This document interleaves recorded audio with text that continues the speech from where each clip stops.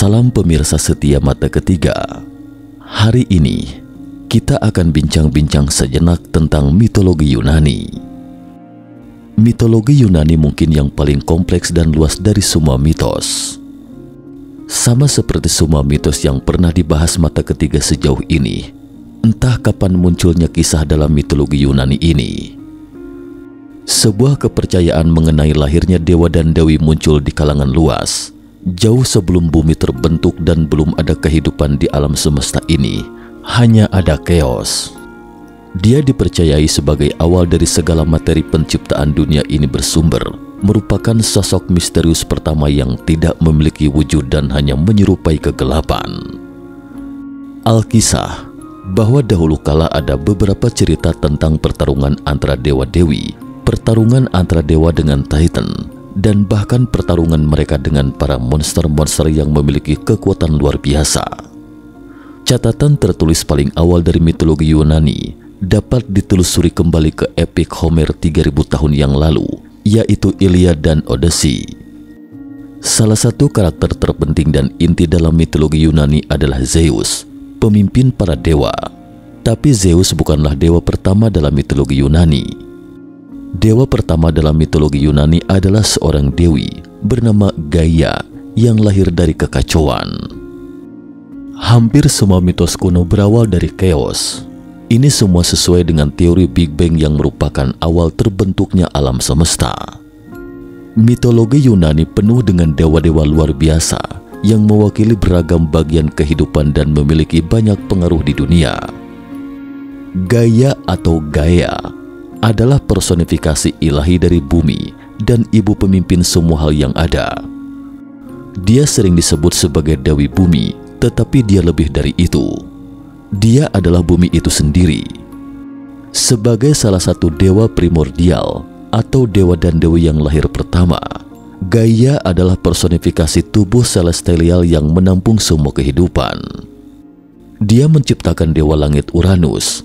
Kemudian Gaia melahirkan 18 dewa, termasuk 12 Titan dan 3 Kyklops, yaitu makhluk raksasa bermata satu dan Hekatonkir, makhluk raksasa bertangan 100 dan berkepala 50 setelah dibuahi oleh darah Uranus. Dalam mitologi Yunani, para Titan adalah anak-anak Uranus atau langit dan Gaia atau bumi. Titan adalah generasi sebelum Olympian atau para dewa dan dewi yang dipimpin oleh Zeus yang tinggal di Gunung Olympus. Ada 12 Titans, 6 laki-laki dan 6 perempuan.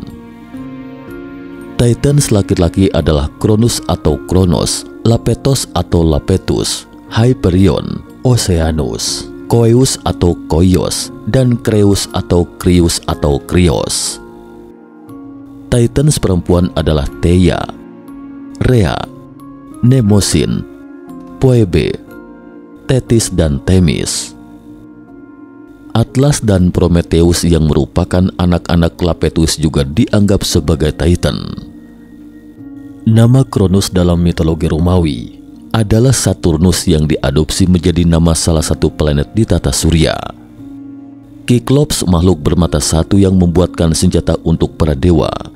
Gaia juga pernah berhubungan dengan Pontos dan melahirkan 3 dewa laut, seorang dewi laut, dan seekor monster laut bernama Keto. Sedangkan dengan Tartaros, Gaia melahirkan Typhon yang nantinya menjadi leluhur dari para monster. Era inilah yang dikenal sebagai era kekuasaan Protogenoi, sebelum nantinya dunia dikuasai oleh para Titan setelah salah satu dari Titan tersebut membunuh Uranus, ayah mereka sendiri. Mitologi Yunani mirip dengan mitologi Eropa Utara, Jepang dan Tiongkok kuno, sama-sama berawal dari chaos kekacauan alam semesta. Kemudian muncullah dewa raksasa ketika itu, setara dengan Dewi Nuwa Tiongkok kuno, yang berbentuk ular di bagian bawah badannya juga berwujud raksasa. Para dewa ini berpasang-pasangan, selain sebagai saudara, juga pasangan suami istri. Para dewa ini ada yang berkepala sapi atau badan berbentuk ular dan semacamnya. Para dewa ini masing-masing memiliki kesaktian yang tidak sama. Karena itu, Uranus orang tua mereka sangat khawatir anak-anak mereka akan merampas tahta rajanya. Para Hekatoncheir dan Kyklops pun kemudian dikurung oleh Uranus di Tartaros atau tanah kegelapan. Mengetahui hal itu, Gaia pun marah dan mengajak anak-anaknya yang lain untuk memberontak melawan Uranus. Titan yang termuda, Kronos, menerima ajakan Gaia. Pada suatu malam, Gaia bersetubuh dengan Uranus, sementara Kronos berbekal sabit pemberian Gaia diam-diam mendekati ayahnya. Kronos lalu menyerang Uranus, memotong alat kelamin Uranus dengan sabit yang dibawanya dan melemparnya ke laut. Uranus menjerit kesakitan dan menghilang dari dunia atau mati. Sebelum dia menghilang, Uranus mengutuk Kronos bahwa dia juga suatu saat akan digulingkan oleh anaknya. Sejak itu, Kronos menjadi penguasa dunia baru. Saat berkuasa, Kronos menikahi saudari perempuannya yaitu Rhea, Titan yang juga dikenal sebagai Dewi Kesuburan, dan melahirkan 6 anak, 3 laki-laki dan 3 perempuan. Di antara 6 anak-anak Kronos ini, 3 di antaranya mungkin sudah tidak asing lagi, yakni Hades atau dewa dunia kematian, Poseidon atau dewa laut, dan Zeus raja langit. Hades sering disimbolkan dengan tongkat kerajaan. Sementara itu simbol dan senjata utama dewa laut Poseidon adalah Trisula, mungkin sekali tombak ikan. Sedangkan Zeus memiliki simbol sapi jantan. Namun Kronos tidak membebaskan para Hekatoncheir dan Kyklops dari Tartaros. Dia membiarkan mereka terkurung di sana. Gaia lagi-lagi marah dan akibatnya meramalkan bahwa Kronos pun akan dikalahkan oleh putranya sendiri. Kronos ketakutan pada ramalan tersebut dan berusaha mencegahnya terjadi. Dia menelan setiap anak yang dilahirkan oleh istrinya. Namun Rhea berhasil mengelabui Kronos dengan memberikan batu berlapis kain untuk ditelan, sementara anak keenamnya Zeus disembunyikan di kereta. Ketika Zeus dewasa, dia berhasil membuat Kronos memuntahkan semua anak-anak yang pernah ditelannya. Zeus mendapatkan bantuan dari Metis untuk membuat Kronos memuntahkan saudara-saudarinya.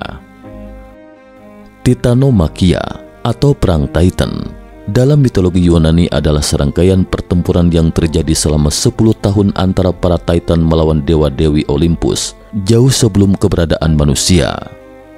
Para Titan berjuang dari gunung Othrys dan para dewa Olympus berjuang dari gunung Olympus.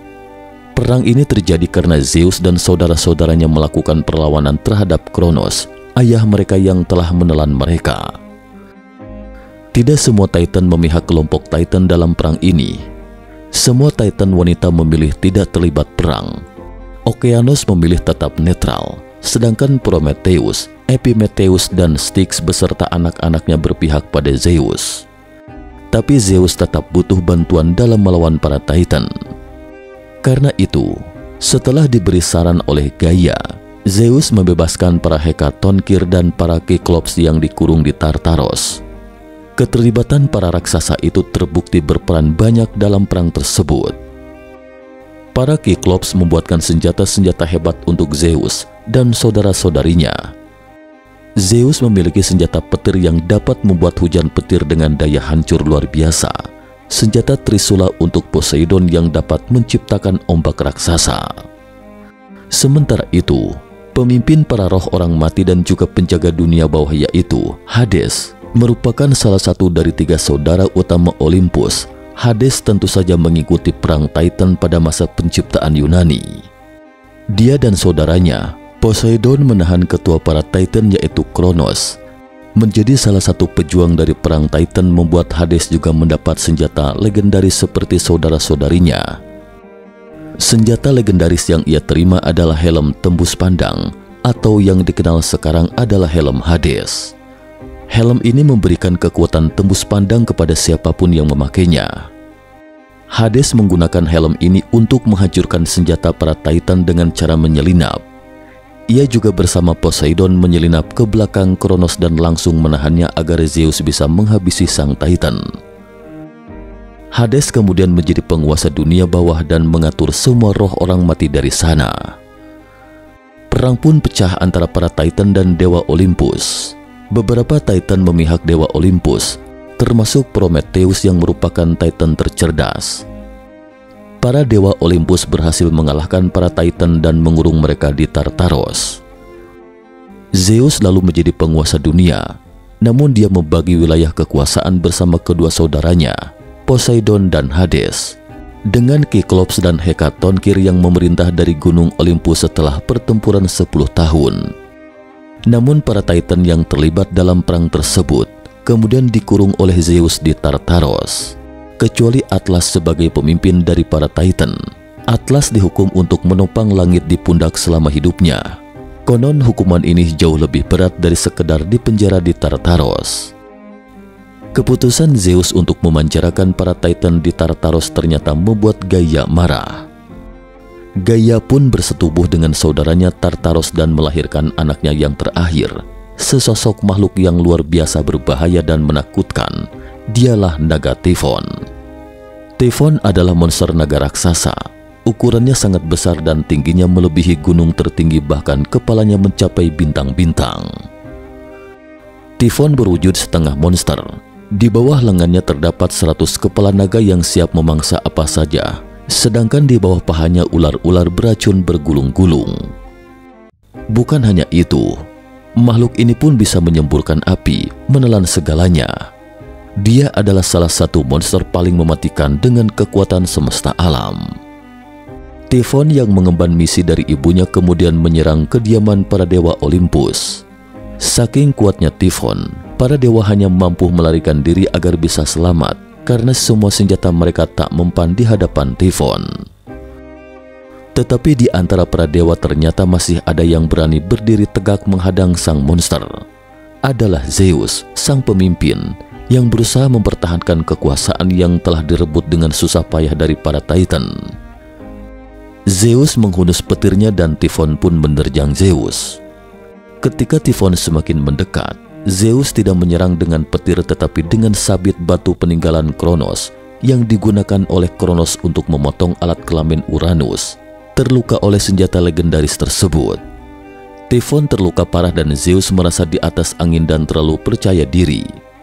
Hal itu merupakan bumerang bagi Zeus, sehingga pada pertarungan berikutnya, Typhon mampu membelit Zeus dengan menggunakan ular-ularnya. Typhon tidak berhenti sampai di situ.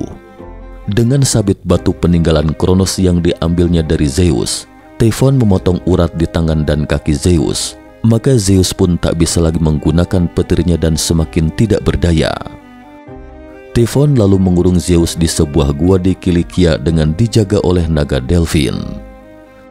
Untuk sesaat tak ada lagi harapan bagi para dewa, tetapi ternyata masih ada dewa yang berjuang. Hermes mengambil urat Zeus yang dipotong Typhon dan mendatangi dua tempat Zeus dikurung. Hermes mengendap-endap memasuki gua itu, karena jika Delfin sampai tahu, maka akan sangat berbahaya baginya. Delfin terlalu kuat untuk dihadapi oleh seorang dewa muda seperti Hermes. Zeus yang dikurung dan tak berdaya terkejut ketika didatangi Hermes.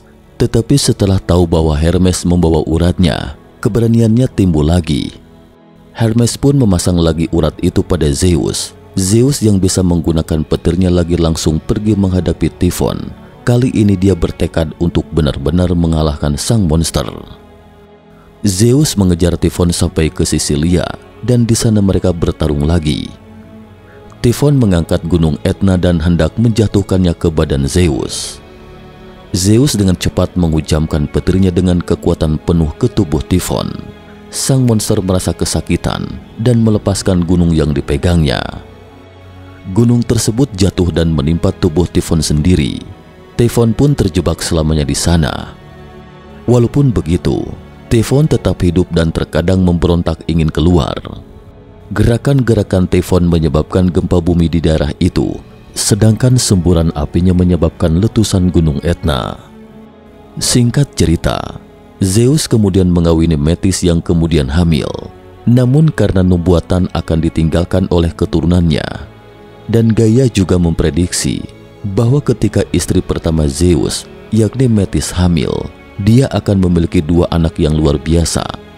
Seorang putri setara dengan Zeus sendiri dalam kebijaksanaan dan keberanian, dan seorang putra dengan jiwa seorang penakluk yang akan menjadi raja dari dewa dan manusia. Zeus tidak ingin kehilangan supremasinya atas dunia.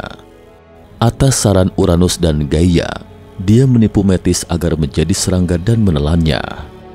Zeus pun mengikuti jejak ayahnya dan memaksa Metis yang tengah hamil. Setelah beberapa saat, Zeus merasakan sakit kepala yang luar biasa. Untuk membantu kelahiran Athena, Hephaestus memukul kepala Zeus dengan kapak dan Prometheus mengambilnya dari kepala Zeus.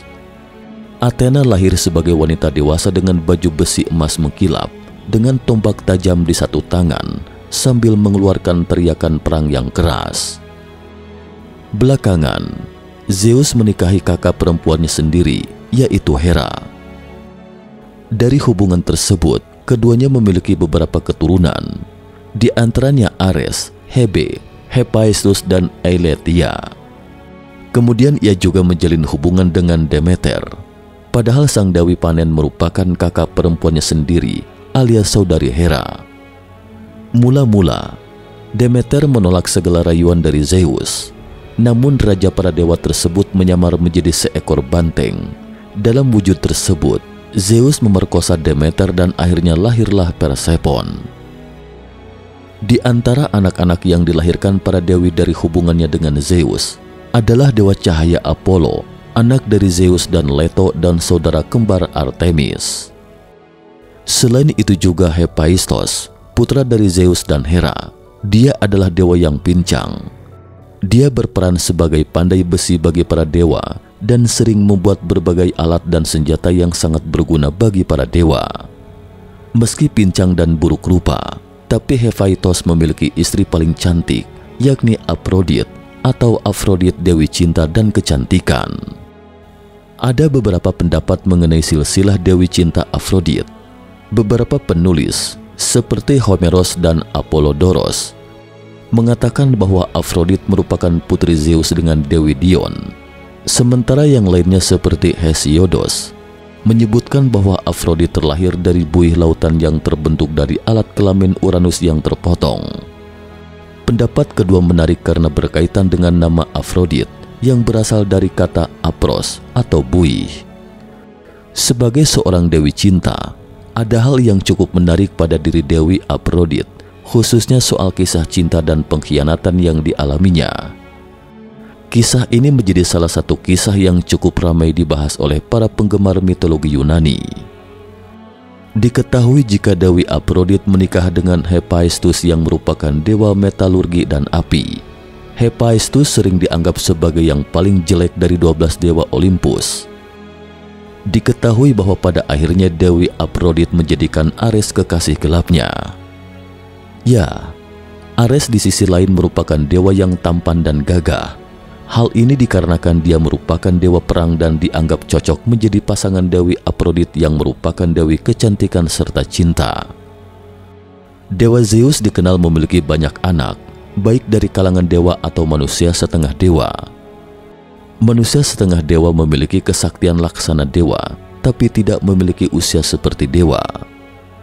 Dalam mitologi Yunani, manusia setengah dewa ini umumnya disebut kesatria atau pahlawan.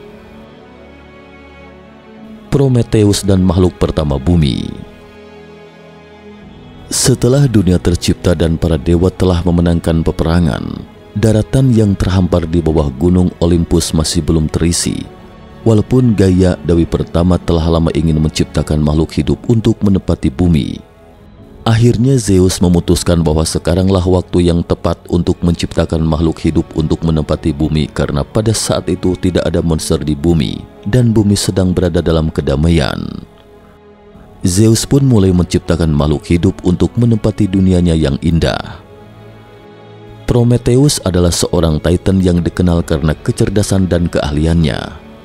Selama perang antara para Titan dan dewa Olympus, Prometheus memihak Zeus karena mengetahui bahwa para dewa Olympus akan memenangkan perang. Sayangnya Prometheus tidak berhasil membujuk ayahnya Lapetos dan saudaranya Atlas untuk bergabung bersamanya. Akibatnya Lapetos dikurung di Tartaros, sedangkan Atlas dihukum memikul langit di pundaknya. Prometheus memiliki kekuatan untuk melihat masa depan. Dia berhasil menyelamatkan keturunannya selama banjir besar. Prometheus adalah pelindung umat manusia. Dia juga merupakan yang paling cerdas dan cerdik di antara para dewa. Dia mencuri api dari Olympus, menyembunyikannya dalam tangkai atas, dan memberikannya kepada manusia. Dia mengelabui Zeus untuk memperoleh bagian terburuk dalam persembahan kurban bagi para dewa, sementara manusia berhak menjaga bagian terbaiknya untuk mereka sendiri. Akibat tipuannya itu, Prometheus dihukum oleh Zeus yang memerintahkan supaya dia dirantai di puncak Kaukasus. Seekor elang raksasa memakan hatinya setiap hari. Mitologi Yunani memberi banyak pengaruh pada kebudayaan manusia saat ini. Menurut mitologi Yunani, manusia diciptakan sebanyak 5 kali. Generasi emas. Bangsa manusia yang pertama diciptakan adalah generasi emas. Mereka hidup bahagia di bumi. Wujud mereka mirip dengan para dewa. Tubuh mereka selalu bugar, bebas dari penyakit dan rasa letih. Usia lanjut pun tidak membuat mereka lemah. Mereka meninggal dengan tenang dalam tidurnya setelah tahun-tahun kehidupan yang panjang. Generasi emas ini hancur karena kesalahan Kronos ayah Zeus. Generasi perak. Generasi perak adalah generasi manusia berikutnya yang mendiami bumi. Generasi ini tubuhnya lemah dan tidak dapat mengurus dirinya sendiri. Manusia pada zaman ini tidak dapat membedakan mana yang baik dan benar. Mereka dikisahkan tidak pernah berterima kasih pada para dewa. Akibatnya, Zeus membuang mereka semua ke negeri yang dikuasai oleh Hades, daerah kematian. Generasi perunggu. Generasi perunggu berperawakan tinggi besar dan memiliki kekuatan yang tidak terkalahkan. Mereka mengenakan pakaian berbahan perunggu dan selalu siap tempur. Peralatan rumah tangga mereka terbuat dari perunggu, bahkan rumah mereka pun berbahan perunggu. Mereka hidup dari berburu dan mengumpulkan buah-buahan. Kekuatan dan kekuasaan membuat generasi ini congkak. Zeus yang menjadi murka karena kecongkakan mereka kemudian mengirimkan generasi ini menuju kegelapan abadi. Generasi pahlawan. Manusia generasi pahlawan wujudnya mirip para dewa. Beberapa manusia generasi pahlawan ini adalah anak-anak dari para dewa. Para dewa-dewi Olympus sering datang mengunjungi mereka dan melindungi kota-kota generasi ini. Mykenai adalah kota yang paling masyhur. Para pahlawan terkenal dari generasi ini antara lain Hercules, Herakles, Theseus, Jason, dan Achilles. Generasi ini mengalami masa suram saat terjadi perang besar di Thebes dan Troya. Zeus kemudian mengirim generasi ini ke tempat sepi di ujung dunia. Di tempat itu generasi pahlawan hidup bebas. Generasi besi, generasi terakhir manusia. Generasi manusia yang terakhir ini masih mendiami dunia saat ini. Generasi manusia ini hidupnya penuh cobaan dan kesulitan. Mereka harus bekerja keras untuk bertahan hidup. Para dewa telah undur diri dari kehidupan manusia dan hanya sesekali saja ikut campur.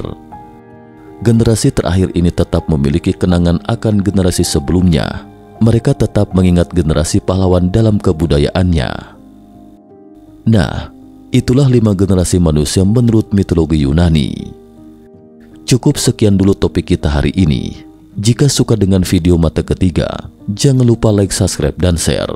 Terima kasih atas perhatiannya dan sampai jumpa di episode berikutnya.